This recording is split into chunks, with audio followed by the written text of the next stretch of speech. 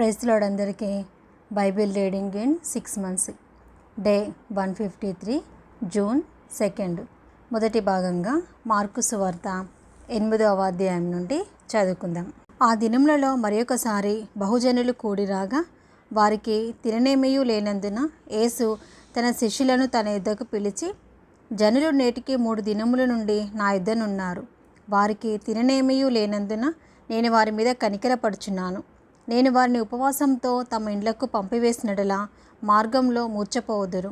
వారిలో కొందరు దూరం నుండి వచ్చి ఉన్నారని వారితో చెప్పాను.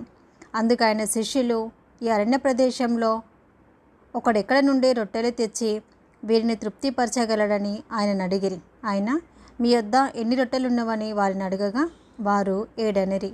అప్పుడైనా నేల మీద కూర్చుండుడని జనులకు ఆజ్ఞాపించి ఆ 7 రొట్టెలు పట్టుకొని కృతజ్ఞతాస్తుతులు చెల్లించి విరిచి వడ్డించుటకై తన శిష్యులకిచ్చెను.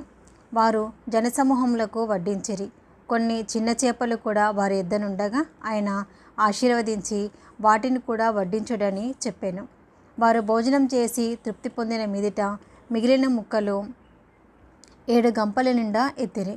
భోజనం చేసిన వారు ఇంచుమించు 4,000 మంది. వారిని పంపివేసిన వెంటనే ఆయన తన శిష్యులతో కూడా దోణి ఎక్కి దల్మానుత ప్రాంతములకు వచ్చెను. అంతటా పరిసయ్యులు వచ్చి ఆయనను శోధించుచు ఆకాశం నుండి ఒక సూచక్రియను చూపమని ఆయనను అడిగి ఆయనతో తర్కింపసాగిరి.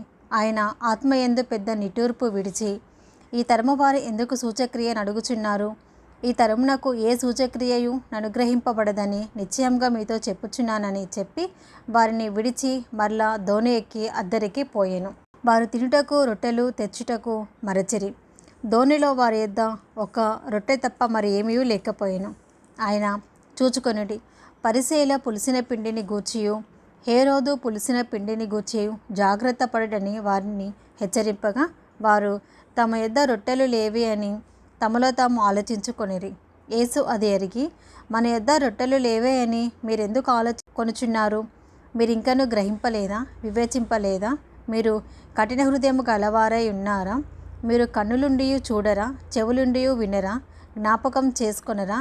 నేను ఆ 5,000 మందికి 5 రొట్టెలు విరిచి పంచిపెట్టినప్పుడు మీరు ముక్కలు ఎన్ని గంపల నిండా ఎత్తిరని వారిని అడిగాను. వారు 12 ఆయనతో చెప్పిరి. ఆ 4,000 మందికి 7 రొట్టెలు నేను విరిచి పంచిపెట్టినప్పుడు ముక్కలు ఎన్ని గంపల నిండా ఎత్తిరని ఆయన అడగగా వారు 7 అనిరి. అందుకైనా మీరు ఇంకనూ గ్రహింపకున్నారా అని అనెను. అంతలో వారు బెత్సయిదాకు వచ్చిరి. అప్పుడు అక్కడి వారు ఆయన యొద్దకు ఒక గుడ్డివారిని తోడుకొని వచ్చి వాని ముట్టవలెనని ఆయనను వేడుకొనిరి. ఆయన ఆ గుడ్డివాని చేపట్టుకొని ఊరి వెలుపలికి తోడుకొని పోయి వాని కన్నుల మీద ఉమ్మివేసి వాని మీద చేతులుంచి, నీకేమైనాను కనబడుచున్నదా అని అడగగా వాడు కన్నులెత్తి, మనుషులు నాకు కనబడుచున్నారు, వారు చెట్ల వలె నుండి నడుచుచున్నట్లుగా నాకు కనబడుచున్నారు అనెను. అంతటా ఆయన మరలా తన చేతులు వాని కన్నుల మీద ఉంచగా వాడు తేరిచూచి కుదుర్చబడి సమస్తమును తేటగా చూడసాగాను. అప్పుడు యేసు, నీవు ఊరిలోనికి వెళ్ళవద్దని చెప్పి వాని ఇంటికి వానిని పంపివేశాను. యేసు తన శిష్యులతో ఫిలిప్పుదైన కైసరయతో చేరిన గ్రామములకు బయలుదేరాను. మార్గంలో నుండగా నేను ఎవడని జనులు చెప్పుకొనుచున్నారని తన శిష్యులను అడిగాను. అందుకు వారు, కొందరు బాప్టిజం ఇచ్చు యోహాననియు, కొందరు ఏలియా అనియు, మరికొందరు ప్రవక్తలలో ఒకడని చెప్పుకొనుచున్నారు అనిరి. అందుకైనా మీరైతే నేను ఎవడని చెప్పుకొనుచున్నారని వారిని అడగగా పేతురు, నీవు క్రీస్తువని ఆయనతో చెప్పాను. అప్పుడు తను గూర్చిన ఈ సంగతి ఎవనితోనూ చెప్పవద్దని ఆయన వారికి ఖండితముగా చెప్పాను. మరియు మనిషి కుమారుడు అనేక హింసలు పొంది పెద్దల చేతను ప్రధాన యాజకుల చేతను శాస్త్రుల చేతను ఉపేక్షింపబడి చంపబడి 3 దినములైన తర్వాత లేచుట అగత్యమని ఆయన వారికి బోధింపనారంభించాను. ఆయన ఈ మాట బహిరంగముగా చెప్పాను. పేతురు ఆయన చేయి పట్టుకొని ఆయనను గద్దింపసాగాను. అందుకు ఆయన తన శిష్యుల వైపు తిరిగి వారిని చూచి, సాతానా, నా వెనుకకు పొమ్ము, నీవు మనుషుల సంగతులను మనస్కరించుచున్నావు, కానీ దేవుని సంగతులను మనస్కరింపకున్నావని పేతురును గద్దించాను. అంతటా ఆయన తన శిష్యులను జనసమూహమును తన యొద్దకు పిలిచి, నన్ను వెంబడింపగోరువాడు తను తాను ఉపేక్షించుకొని తన సిలువను ఎత్తుకొని నన్ను వెంబడింపవలెను. తన ప్రాణమును రక్షించుకొనగోరువాడు దాన్ని పోగొట్టుకొనెను. నా నిమిత్తము సువార్త నిమిత్తమును తన ప్రాణమును పోగొట్టుకొనివాడు దాన్ని రక్షించుకొనెను. ఒకడు సర్వలోకమును సంపాదించుకొని తన ప్రాణమును పోగొట్టుకొనుట వానికేమి ప్రయోజనము? మనుషుడు తన ప్రాణమునకు ప్రతిగా ఏమి ఇయ్యగలుగును? వ్యభిచారమును పాపమును చేయు ఈ తరము వారిలో నన్ను గూర్చియు నా మాటలను గూర్చియు సిగ్గుపడు వాడెవడో వారిని గూర్చి మనిషి కుమారుడు తన తండ్రి మహిమగాలవాడై పరిశుద్ధ దూతలతో కూడా వచ్చినప్పుడు సిగ్గుపడునని చెప్పెను. మార్కు సువార్త 9వ అధ్యాయము. మరియు ఆయన, ఇక్కడ నిలిచి ఉన్న వారిలో కొందరు దేవుని రాజ్యము బలముతో వచ్చుట చూచు వరకు మరణం రుచి చూడరని నిశ్చయముగా మీతో చెప్పుచున్నాను అనెను. 6 దినములైన తర్వాత యేసు పేతురును యాకోబును యోహానును మాత్రము వెంటబెట్టుకొని ఎత్తైన ఒక కొండ మీదికి ఏకాంతంగా వారిని తోడుకొని పోయి వారెదుట రూపాంతరము పొందెను. అంతలో ఆయన వస్త్రములు ప్రకాశమానమైనవియు మిగుల తెల్లవనియు అయ్యెను. లోకమందు ఏ చాకలియును అంత తెల్లగా చలువ చేయలేడు. మరియు మోషేయు ఏలియాయు వారికి కనబడి యేసుతో మాటలాడుచుండిరి. అప్పుడు పేతురు, బోధకుడా, మనం ఇక్కడ ఉండుట మంచిది. మేము నీకు ఒకటయు మోషేకు ఒకటయు ఏలియాకు ఒకటయు 3 పర్ణశాలలు కట్టుదమని చెప్పాను. వారు మిగుల భయపడిరి కనుక తాను చెప్పవలసినదేమో అతనికి తెలియలేదు. మేఘమొకటి వచ్చి వారిని కమ్మగా, ఈయన నా ప్రియకుమారుడు, ఈయన మాట వినుడని ఒక శబ్దము ఆ మేఘంలో నుండి పుట్టెను. వెంటనే వాడు చుట్టూ చూచినప్పుడు తమ యొద్దనున్న యేసు తప్ప మరి ఎవరినూ వారికి కనబడలేదు. వారు ఆ కొండ దిగి వచ్చుచుండగా మనిషి కుమారుడు మృతులలో నుండి లేచినప్పుడే గాని అంతకుముందు మీరు చూచిన వాటిని ఎవరితోనూ చెప్పవద్దని ఆయన వారికి ఆజ్ఞాపించెను. మృతుల నుండి లేచుట అనగా ఏమిటో అని వారొకరితో ఒకరు తర్కించుచు ఆ మాట మనసున ఉంచుకొనిరి. వారు, ఏలియా ముందుగా రావాలేనని శాస్త్రులు చెప్పుచున్నారే, ఇదేమని ఆయనను అడిగిరి. అందుకు ఆయన, ఏలియా ముందుగా వచ్చి సమస్తమును చక్కబెట్టినను మాట నిజమే. ఆయనను మనిషి కుమారుడు అనేక శ్రమలు పడి తృణీకరింపబడి వలెనని వ్రాయబడుట ఏమి? ఏలియా వచ్చిననియు అతని గూర్చి వ్రాయబడిన ప్రకారము వారు తమకిష్టము వచ్చినట్టు అతనిడలా చేసిరనియు మీతో చెప్పుచున్నానని వారితో అనెను. వారు శిష్యుల యొద్దకు వచ్చి వారి చుట్టూ బహుజనులు కూడిండుటయు శాస్త్రులు వారితో తర్కించుటయు చూచిరి. వెంటనే జనసమూహమంతయు ఆయనను చూచి మిగుల విభ్రాంతి నొంది ఆయన యొద్దకు పరిగెత్తుకొని వచ్చి ఆయనకు వందనము చేసిరి. అప్పుడు ఆయన, మీరు దేని గురించి వారితో తర్కించుచున్నారని వారిని అడగగా, జనసమూహంలో ఒకడు, బోధకుడా, మూగదయ్యము పట్టిన నా కుమారుని నీ యొద్దకు తీసుకొని వచ్చి తిని అది ఎక్కడ వానిని పట్టుకొనినో అక్కడ వానిని పడద్రోయెను. అప్పుడు వాడు నురుగు కార్చుకొని పండ్లు కొరుకుకొని మూర్ఛిల్లును. దానిని వెళ్ళగొట్టుడని నీ శిష్యులను అడిగి తిని, కానీ అది వారి చేత కాలేదని ఆయనతో చెప్పాను. అందుకైనా, విశ్వాసం లేని తరము వారులారా, నేను ఎంతకాలము మీతో నుందును, ఎంతవరకు మిమ్మల్ని సహింతును? వారిని నా యొద్దకు తీసుకొని రండని వారితో చెప్పగా వారు ఆయన యొద్దకు వారిని తీసుకొని వచ్చిరి. దెయ్యము ఆయనను చూడగానే వాని విలువెలలాడించాను కనుక వాడు నేలపడి నురుగు కార్చుకొనుచు పొర్లాడుచుండెను. అప్పుడైనా ఇది వీనికి సంభవించి ఎంతకాలమైనదని వాని తండ్రిని అడగగా అతడు, బాల్యము నుండియే. అది వాని నాశనం చేయవలెనని తరచుగా అగ్నిలోనూ నీళ్లలోనూ పడదోయెను. ఏమైనను నీ వలన అయితే మా మీద కనికరపడి మాకు సహాయము చేయమనెను. అందుకు యేసు, నమ్ముట నీ వలనైతే నమ్మువానికి సమస్తమును సాధ్యమే అని అతనితో చెప్పాను. వెంటనే ఆ చిన్నవాని తండ్రి, నమ్ముచున్నాను, నాకు అపనమ్మకము ఉండకుండా సహాయము చేయమని బిగ్గరగా చెప్పాను. జనులు గుంపుగూడి తన యొద్దకు పరిగెత్తుకొని వచ్చుట యేసు చూచి, మూగవైన చెవిటి దయ్యమా, వానిని వదిలిపోము, ఇక వానిలో ప్రవేశింపవద్దని నీకు ఆజ్ఞాపించుచున్నానని చెప్పి ఆ అపవిత్రాత్మను గద్దించాను. అప్పుడు అది కేక వేసి వానినెంతో విలువిలలాడించి వదిలిపోయాను. అంతటా వాడు చచ్చిన వాని వలె ఉండెను కనుక అనేకులు వాడు చనిపోయిననేరి. అయితే యేసు వాని చెయ్యి పట్టి వాని లేవనెత్తగా వాడు నిలువబడెను. ఆయన ఇంటిలోనికి వెళ్ళిన తర్వాత ఆయన శిష్యులు, మేమెందుకు ఆ దెయ్యమును వెళ్ళగొట్టలేకపోతామని ఏకాంతమున ఆయనను అడిగిరి. అందుకైనా, ప్రార్థన వలననే కానీ మరి దేని వలనైనను ఈ విధమైనది వదిలిపోవటం అసాధ్యమని వారితో చెప్పాను. వారక్కడ నుండి బయలుదేరి గలిలయ గుండా వెళ్ళుచుండేరి. అది ఎవనికిని తెలియుట ఆయనకిష్టం లేకపోయాను. ఏలయనగా ఆయన తన శిష్యులకు బోధించుచు, మనుష్య కుమారుడు మనుషుల చేతికి అప్పగింపబడుచున్నాడు, వారు ఆయనను చంపెదరు, చంపబడిన 3 దినములకు ఆయన లేచునని వారితో చెప్పాను. వారు ఆ మాట గ్రహింపలేదు, కానీ ఆయన నడుగా భయపడేరి. అంతటా వారు కపెర్నహూమునకు వచ్చిరి. వారు ఎవడు గొప్పవాడని మార్గమున ఒకనితో ఒకడు వాదించిరి కనుక ఆయన ఇంట ఉన్నప్పుడు మార్గంన మీరు ఒకరితో ఒకరు దేని గురించి వాదించుచుంటిరని వారిని అడగగా వారు ఊరకుండరి. అప్పుడు ఆయన కూర్చుండి 12 మందిని పిలిచి, ఎవడైనను మొదటివాడై ఉండగోరిన ఎడల వాడందరిలో కడపటివాడును అందరికీ పరిచారకుడనే ఉండవలెనని చెప్పి ఒక చిన్న బిడ్డను తీసుకొని వారి మధ్యను నిలువపెట్టి వారిని ఎత్తి కౌగిలించుకొని, ఇట్టి చిన్న బిడ్డలలో ఒకనిని నా పేరిట చేర్చుకొనివాడు నన్ను చేర్చుకొనెను, నన్ను చేర్చుకొనివాడు నన్ను కాక నన్ను పంపిన వానిని చేర్చుకొనినని వారితో చెప్పెను. అంతటా యోహాను, బోధకుడా, ఒకడు నీ పేరిట దెయ్యములను వెళ్ళగొట్టుట చూచితిమి. వాడు మనలను వెంబడించువాడు కాడు కనుక వానిని ఆటంకపరిచితిమని చెప్పెను. అందుకు యేసు, వానిని ఆటంకపరచుకొడి, నా పేరిట అద్భుతం చేసి నన్ను చులకనగా నిందింపగల వాడెవడనూ లేడు. మనకు విరోధి కానివాడు మన పక్షముగా నున్నవాడే. మీరు క్రీస్తు వారని నా పేరిట మీకు గిన్నెడు నీళ్లు త్రాగనిచ్చేవాడు తనకు రావాల్సిన ఫలము పోగొట్టుకునడని మీతో నిశ్చయముగా చెప్పుచున్నాను. నా యందు విశ్వాసముంచు ఈ చిన్నవారిలో ఒకని అభ్యంతరపరచువాడెవడో వాడు మెడకు పెద్ద తిరగటి రాయి కట్టబడి సముద్రంలో పడవేయబడుట వానికి మేలు. నీ చేయి నిన్ను అభ్యంతరపరిచినడలా దానిని నరికివేయము. నీవు 2 చేతులు కలిగి నరకంలోని ఆరిన అగ్నిలోనికి పోవుట కంటే అంగహీనుడవై జీవంలో ప్రవేశించుట మేలు.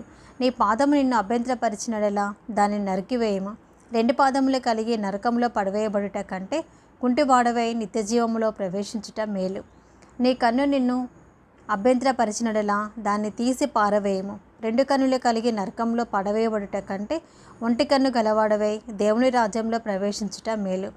నరకమున వాని పురుగు చావదు, అగ్ని ఆరదు. ప్రతివానికి ఉప్పు సారము అగ్ని వలన కలుగును. ఉప్పు మంచిదే, కానీ ఉప్పు నిస్సారమైనడలా దేని వలన మీరు దానికి సారం కలుగజేతురు. మీరు మీలో ఉప్పు సారము గలవారై ఉండి ఒకనితో ఒకడు సమాధానంగా ఉండుడని చెప్పెను. మార్కు సువార్త 10వ అధ్యాయము. ఆయన అక్కడ నుండి లేచి యూదయ ప్రాంతములకును యొర్దాను అద్దరికిని వచ్చెను. జనసమూహములు తిరిగి ఆయన యొద్దకు కూడి వచ్చిరి. ఆయన తన వాడుక చొప్పున వారికి మరలా బోధించుచుండెను. పరిసయ్యులు ఆయన యొద్దకు వచ్చి ఆయనను శోధించుటకై, పురుషుడు తన భార్యను విడనాడుట న్యాయమా అని ఆయనను అడిగిరి. అందుకైన, మోషే మీకేం ఆజ్ఞాపించినని వారిని అడిగాను. వారు పరిత్యాగ పత్రిక వ్రాయించి ఆమెను విడినాడవలనని మోషే సెలవిచ్చెనని చెప్పగా, యేసు, మీ హృదయ కాఠిన్యమును బట్టి అతడి ఆజ్ఞను మీకు వ్రాసి ఇచ్చాను. కానీ సృష్టి ఆది నుండి దేవుడు వారిని పురుషునిగాను స్త్రీనిగాను కలుగజేశాను. ఈ హేతువు చేత పురుషుడు తన తల్లిదండ్రులను విడిచిపెట్టి తన భార్యను హత్తుకొనను. వారిద్దరూ ఏక శరీరమై ఉందురు. కనుక వారిక ఇద్దరుగా ఉండక ఏక శరీరముగా ఉందురు. కాబట్టి దేవుడు జతపరిచిన వారిని మనుషుడు వేరుపరచకూడదని వారితో చెప్పాను.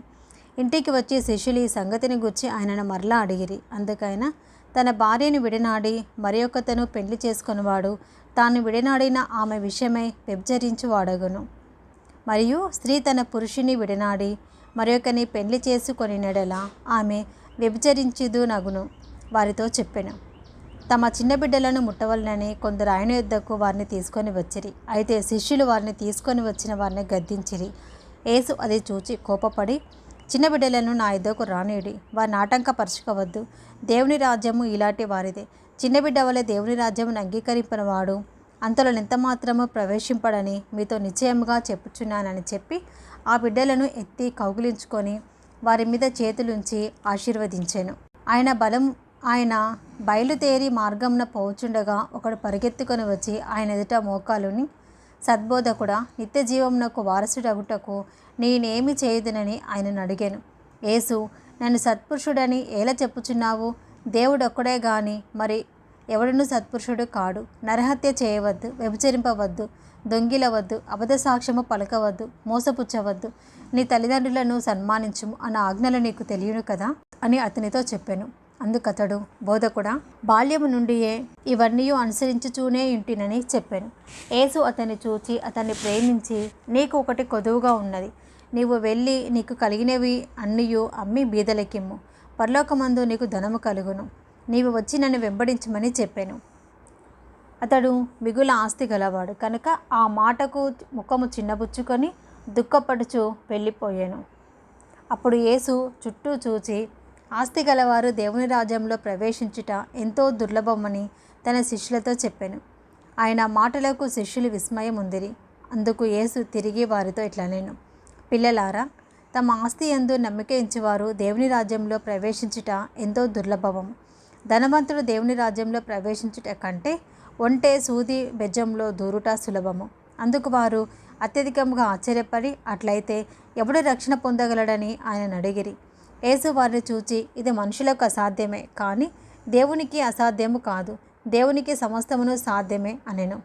పేతురు, ఇదిగో మేము సమస్తముని విడిచిపెట్టి నిన్ను వెంబడించితిమని ఆయనతో చెప్పసాగాను. అందుకు యేసు ఇట్లనెను, నా నిమిత్తమును, సువార్త నిమిత్తమును, ఇంటినైనను, అన్నదమ్ములనైనను, అక్క చెల్లెంటునైనను, తల్లిదండ్రులనైనను, పిల్లలనైనను, భూములనైనను విడిచినవాడు ఇప్పుడు ఇహమందు హింసలతో పాటు నూరంతలుగా ఇండ్లను, అన్నదమ్ములను, అక్క చెల్లెలను, తల్లులను, పిల్లలను, భూములను, రాబోవు లోకమందు నిత్యజీవమును పొందునని మీతో నిశ్చయముగా చెప్పుచున్నాను. మొదటివారు అనేకులు కడపటి వారగుదురు, కడపటి వారు మొదటి వారగుదురు అనెను. వారు ప్రయాణమై యెరూషలేమునకు వెళ్ళుచుండిరి. యేసు వారికి ముందుగా నడుచుచుండగా వారు విస్మయముందిరి, వెంబడించువారు భయపడిరి. అప్పుడైనా మరలా 12 శిష్యులను పిలుచుకొని తనకు సంభవింపబో వాటిని వారికి తెలియజెప్పనారంభించి, ఇదిగో మనం యెరూషలేమునకు వెళ్ళుచున్నాము. మనిషి కుమారుడు ప్రధాన యాజకులకును శాస్త్రులకును అప్పగింపబడెను. వారు ఆయనకు మరణశిక్ష విధించి ఆయనను అన్యజనులకు అప్పగించెదరు. వారు ఆయనను అపహసించి ఆయన మీద ఉమ్మివేసి కొడాలతో ఆయనను కొట్టి చంపెదరు. 3 దినములైన తర్వాత ఆయన తిరిగి లేచునని చెప్పాను. జెబెదయి కుమారులైన యాకోబును యోహాను ఆయన వద్దకు వచ్చి, బోధకుడా, మేము అడుగునదెల్లా నీవు మాకు చేయగోరుచున్నావని చెప్పగా ఆయన, నేను మీకేమి చేయగోరుచున్నానని వారిని అడిగాను. వారు, నీ మహిమయందు నీ కుడివైపున ఒకడును నీ ఎడమవైపున ఒకడును కూర్చుంటున్నట్లు మాకు దయచేయమని చెప్పిరి. యేసు, మీరేం అడుగుచున్నారో మీకు తెలియదు.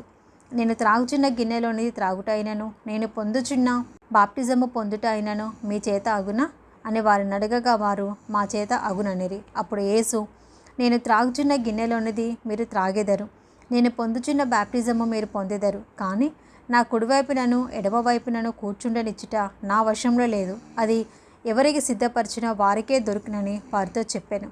తక్కిన 10 మంది శిష్యులు ఆ మాట విని యాకోబు యోహానుల మీద కోపపడసాగిరి. యేసు వారిని తన యుద్ధకు పిలిచి వారితో ఇట్లనెను, అన్యజనులలో అధికారులని ఎంచబడిన వారు వారి మీద ప్రభుత్వం చేయుదురు. వారిలో గొప్పవారు వారి మీద అధికారం చేయుదురని మీకు తెలియను. మీలో అలాగుండకూడదు. మీలో ఎవడైనాను గొప్పవాడై ఉండగోరినడల వాడు మీకు పరిచారం చేయువాడై ఉండవలెను. మీలో ఎవడైనాను ప్రముఖుడై ఉండగోరినడల వాడు అందరికీ దాసుడై ఉండవలెను. మనిషి కుమారుడు పరిచారం చేయించుకున్నటకు రాలేదు, కానీ పరిచారం చేయుటకును అనేకులకు ప్రతిగా విమోచన క్రయధనముగా తన ప్రాణం ఇచ్చుటకును వచ్చెను అనెను. వారు యెరికో పట్టణమునకు వచ్చిరి. ఆయన తన శిష్యులతోనూ బహుజన సమూహములతోనూ యెరికో నుండి బయలుదేరి వచ్చుచుండగా తీమయి కుమారుడగు బర్తిమయి అను వృద్ధి భిక్షకుడు త్రోవ పక్కన కూర్చుండెను. ఈయన నజరేయుడైన యేసు అని వాడు విని, దావీదు కుమారుడా, యేసు నన్ను కరుణింపుమని కేకలు వేయ మొదలుపెట్టాను. ఊరకుండమని అనేకులు వారిని గద్దించిరి. కానీ వాడు, దావీదు కుమారుడా, నన్ను కరుణింపుమని మరి ఎక్కువగా కేకలు వేశాను. అప్పుడు యేసు నిలిచి వారిని పిలువుడని చెప్పగా వారు గుడ్డివారిని పిలిచి, ధైర్యం తెచ్చుకొనుము, ఆయన నిన్ను పిలుచున్నాడని లెమ్మని వానితో చెప్పారు. అంతటా వాడు బట్టలు పారవేసి దిగ్గున లేచి యేసునొద్దకు వచ్చాను. యేసు, నేను నీకేమి చేయగోరుచున్నానని వారిని అడగగా ఆ గుడ్డివాడు, బోధకుడా, నాకు దృష్టి కలగచేయమని ఆయనతో చెప్పాను. అందుకు యేసు, నీవు వెళ్ళుము, నీ విశ్వాసము నిన్ను స్వస్థపరిచెనని చెప్పాను. వెంటనే వాడు త్రోవను ఆయన వెంట చూపు పొంది వెళ్ళాను.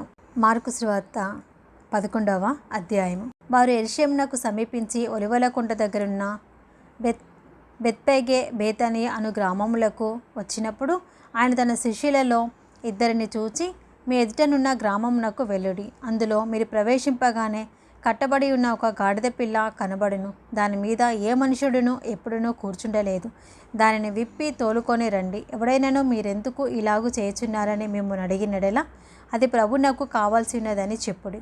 తక్షణమే అతడు దానిని ఇక్కడికి తోలి పంపునని చెప్పి వారిని పంపెను. వారు వెళ్ళగా వీధిలో ఇంటి బయట తలవాకిట కట్టబడి ఉన్న గాడిద పిల్ల ఒకటి వారికి కనబడెను. దానిని విప్పుచుండగా అక్కడ నిల్చున్న వారిలో కొందరు, మీరేమి చేయుచున్నారు, గాడిద పిల్లను ఎందుకు విప్పుచున్నారని వారిని అడిగిరి. అందుకు శిష్యులు యేసు ఆజ్ఞాపించినట్టు వారితో చెప్పగా వారు పోనిచ్చిరి. వారు ఆ గాడిద పిల్లను యేసునొద్దకు తోలుకొని వచ్చి తమ బట్టలు దానిపై వేయగా ఆయన దాని మీద కూర్చుండెను. అనేకులు తమ బట్టలు దారి పొడుగునా పరిచిరి. కొందరు తాము పొలములలో నరికిన కొమ్మలను పరిచిరి. మరియు ముందు వెళ్ళుచుండిన వారును వెనుక వచ్చుచుండిన వారును, జయము ప్రభు పేరిట వచ్చేవాడు స్తుతింపబడును గాక, వచ్చుచున్న మన తండ్రి అయిన దేవుని దావీదు రాజ్యము స్తుతింపబడును గాక, సర్వోన్నతమైన స్థలములలో జయము అనే కేకలు వేయుచుండిరి. ఆయన యెరూషలేమునకు వచ్చి దేవాలయంలో ప్రవేశించి చుట్టూ సమస్తమును చూచి సాయంకాలమైనందున 12 మందితో కూడా బేతేనియకు వెళ్ళాను.